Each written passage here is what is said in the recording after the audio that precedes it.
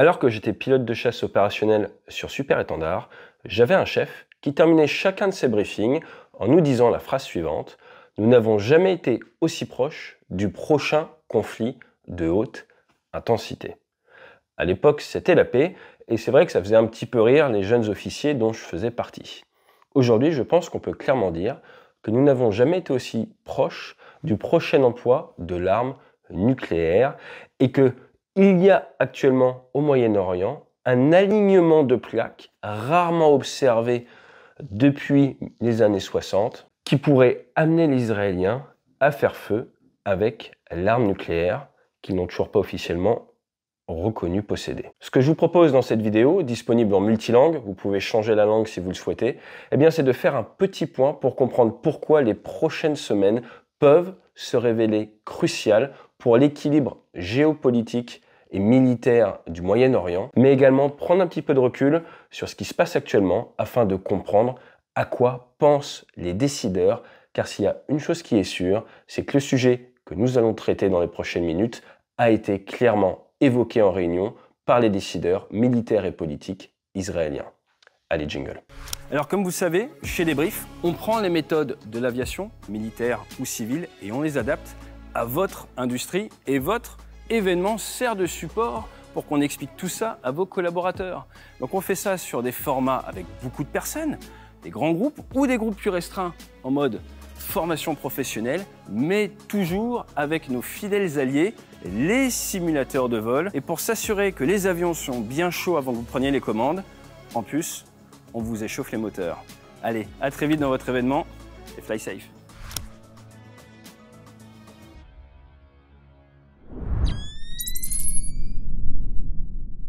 Premier point, l'état actuel des tensions au Moyen-Orient. Vous le savez, il y a des tensions et des frappes qui sont faites d'un côté comme de l'autre entre l'Iran et Israël.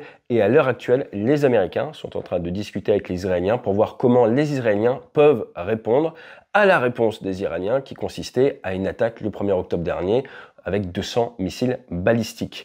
Forcément, différentes options sont sur la table. Frappe de sites militaires, frappe de sites de lancement de missiles, frappe sur des sites d'énergie, frappe sur l'économie, à savoir peut-être le pétrole, ou frappe sur du nucléaire ou du programme militaire. À l'instant T, nous ne savons pas ce qui est décidé. Nous savons néanmoins que les Américains ont envoyé une batterie de missiles antibalistiques en renfort sur Israël, mais que chaque jour qui passe, chaque semaine qui passe sans réponse de la part d'Israéliens, eh bien, fatigue un petit peu plus les défenses iraniennes qui doivent commencer, après une quinzaine de jours, à fatiguer d'attendre la riposte. Ce qui va être extrêmement important, et nous allons en parler dans cette vidéo, c'est ce qui sera décidé par les Iraniens une fois que cette attaque israélienne aura eu lieu, attaque qui est annoncée depuis maintenant 15 jours. Mais juste avant, on va parler du nucléaire iranien. Alors, ce n'est pas officiellement reconnu par les Iraniens qu'ils disposent de l'arme nucléaire, cependant c'est un secret de polichinelle. Depuis la fin des années 60, apparemment avec l'aide des Français, ils sont devenus le 6e pays doté et disposeraient, fonction des sources, de 80 à 200 voire 400 têtes nucléaires qui peuvent être tirées par soit des avions de combat, soit des sous-marins, soit les missiles Jericho, avec le Jericho 3, opérationnel depuis une petite dizaine d'années, qui peut porter jusqu'à 5000 ou 6500 km, largement de quoi taper l'Iran. Ce missile fait 29 tonnes au départ, à une précision de l'ordre du kilomètre, ce qui n'est pas bien grave avec la charge nucléaire qu'il transporte, et à une charge militaire qu'il peut emporter de l'ordre de 1 tonne 3. Les Israéliens ont toujours été proactifs pour empêcher leurs voisins d'acquérir l'arme nucléaire. Nous avions parlé de l'opération Opéra contre Saddam Hussein et sa centrale nucléaire, qui avait amené à la mort notamment d'un Français, car c'est la France qui aidait Saddam Hussein dans son programme nucléaire. L'opération Orcard, c'était en 2007 en Syrie, et également des opérations plus cyber, comme la Stenex en 2010 contre l'Iran, avec l'aide des États-Unis. Dans tous les cas, les Iraniens parlent de l'option Samson. Pourquoi? Parce que Samson a fait s'écrouler les colonnes du temple philistin sur lui, mais également sur ses ennemis au moment où il allait être fait prisonnier. Et s'il y a une chose sur laquelle les Israéliens capitalisent depuis maintenant plus d'un demi-siècle, c'est cette ambiguïté nucléaire. Même si de temps en temps il y a quelques dérapages, par exemple, en novembre 2023, un ministre israélien avait appelé à larguer l'arme nucléaire sur Gaza. Il avait été suspendu dans la foulée, mais cela a été perçu par de nombreux observateurs comme une preuve supplémentaire qu'Israël est effectivement doté. Alors, dans quel cas est-ce que vous pouvez vous permettre d'utiliser l'arme nucléaire? Et c'est là où c'est très intéressant, car Israël est un cas très particulier. C'est une toute petite nation qui ne dispose pas de profondeur stratégique, ni même de profondeur tactique. Et vous allez utiliser l'arme nucléaire au moment où vous estimez que votre survie, que l'existence même de votre nation est mise en danger. Et semaine après semaine, l'année 2024 a vu une évolution des tensions géopolitiques et militaires dans la région qui amène le vecteur vitesse vers le moment où peut-être que les décideurs israéliens vont s'estimer en danger ultime. Je m'explique. Afin de faire très simple et pédagogique, nous allons forcément aller vers l'essentiel. Je ne vais pas pouvoir parler de tout ce qui s'est passé dans la région et du pourquoi, du comment des frappes d'un côté comme de l'autre. Restez avec moi pour le raisonnement. Premier citron. L'Iran décide de frapper Israël le 19 avril 2024. Ils envoient des drones, des missiles de croisière, des missiles balistiques. Les missiles de croisière et les drones sont interceptés par les Israéliens, mais également par une coalition qui les aide, la France, les États-Unis, les Britanniques et d'autres pays. Les missiles balistiques, pour certains, arrivent à passer, mais avec un pourcentage assez faible, on est sur l'ordre de 95% d'interception. Retour d'expérience pour les Iraniens, et le 24 mai 2024, Deuxième citron. Khamenei annonce à ses camarades du Hamas, la promesse divine d'éliminer l'entité sioniste va être réalisée et on verra le jour où la Palestine ira du fleuve à la mer. Vous avez donc un décideur iranien qui clairement, le 24 mai 2024, utilise un champ lexical et a des propos publics visant à la destruction de l'État d'Israël. On est sur la deuxième plaque alignée. Troisième plaque qui arrive. Et troisième citron.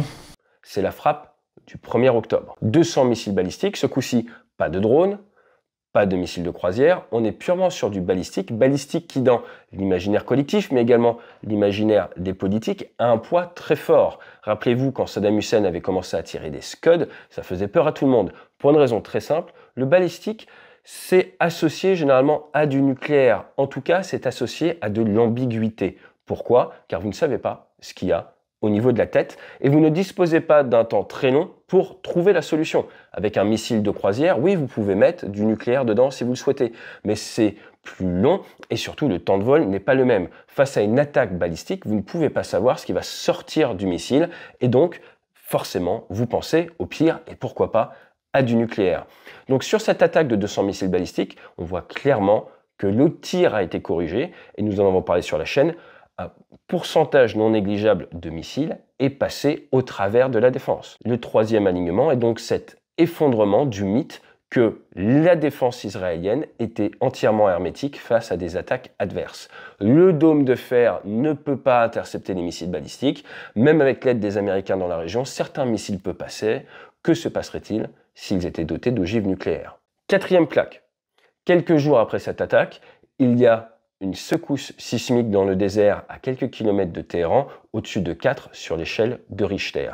Nous ne savons pas s'il s'agit d'un test nucléaire réussi ou non. Nous ne disposons pas en source ouverte des informations nécessaires, mais cela est nécessaire pour venir rajouter un petit peu de force au narratif qui pourrait faire penser aux Israéliens que dans la prochaine vague de missiles balistiques peuvent se cacher des têtes nucléaire. Et c'est là où actuellement nous sommes face au dernier rideau qui à l'heure actuelle est fermé, qui empêche les Israéliens d'appuyer sur le bouton nucléaire. Et ce dernier rideau serait quoi? Ce dernier rideau serait tout simplement une nouvelle attaque massive balistique iranienne contre les Israéliens. Au vu de cet alignement de plaques, au vu du retour d'expérience collecté par les Iraniens, au vu de ce danger sismique, au vu des déclarations de Khamenei, au vu du narratif iranien qui est que si Israël répond à l'attaque du 1er octobre, ils répondront à leur tour, les Israéliens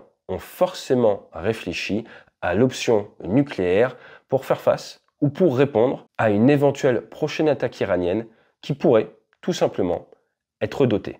Maintenant, attention, Personnellement, je ne pense pas que les Iraniens vont essayer d'envoyer des têtes nucléaires sur Israël. Mais ce que je pense, tout le monde s'en fiche. Ce qui est intéressant pour les Israéliens, c'est ce qu'ils auraient à gagner à répondre de manière nucléaire face à peut-être, début novembre, une salve de 400 ou 500 missiles balistiques tirés par les Iraniens. Et alors qu'ils sont en vol, pendant les 12 minutes de vol, plusieurs missiles Jericho partent et vont taper, pourquoi pas, certains sites d'enrichissement nucléaire ou du programme nucléaire iranien.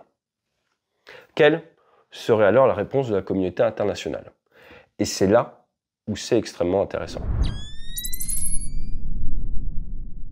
Comment les pays dotés, dont la France fait partie, pourraient-ils condamner un pays qui répond de manière nucléaire alors qu'il a en face de lui tous ces différents points que nous venons d'énumérer et surtout 200, 400, 500, peut-être 600 missiles balistiques avec une ambiguïté nucléaire dans certains d'entre eux en vol vers lui. Il serait extrêmement compliqué pour la communauté internationale dotée de donner tort à Israël et ensuite derrière, Israël et ses services de renseignement pourraient facilement construire un narratif amenant la communauté internationale à croire que, effectivement, certains des missiles balistiques interceptés étaient dotés. Rajoutez le fait que tout ça peut avoir lieu à quelques jours près au moment des élections américaines, que l'impact pour Israël serait extrêmement fort, le message envoyé serait massif. Je ne dis pas que ce serait une bonne chose de le faire, absolument pas. Ce que je dis, c'est qu'il y a cet alignement de plaques. Et si l'histoire de ces dernières années nous a bien appris une chose,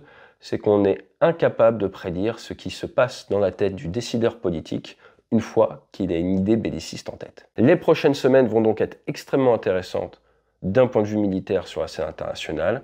Je pense qu'une des raisons pour laquelle la réponse israélienne se fait tant attendre, c'est parce que ces options sont réfléchies, sont mises dans la balance, que les Américains essayent autant que possible d'éviter qu'on aille dans cette direction, que certaines parties israéliennes poussent pour amener l'Iran, si je puis dire, à l'erreur, à la réponse trop forte, qui justifierait de la part de l'Israël une réponse nucléaire, et qu'il y a des gros débats politiques en interne au sein des armées et au niveau politique pour savoir en fait quelle sera l'option retenue.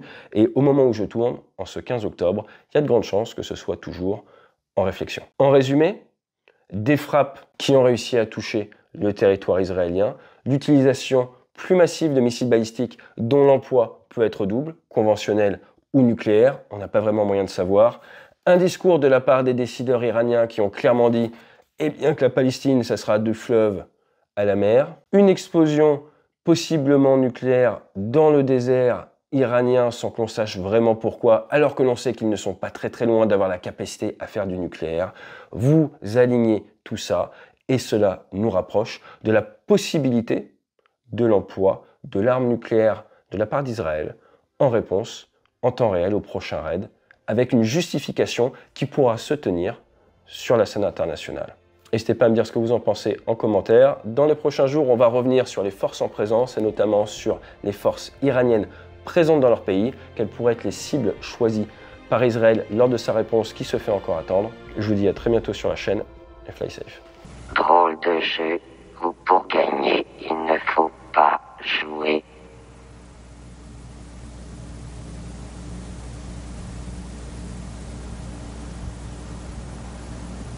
Si on faisait une petite partie d'échecs,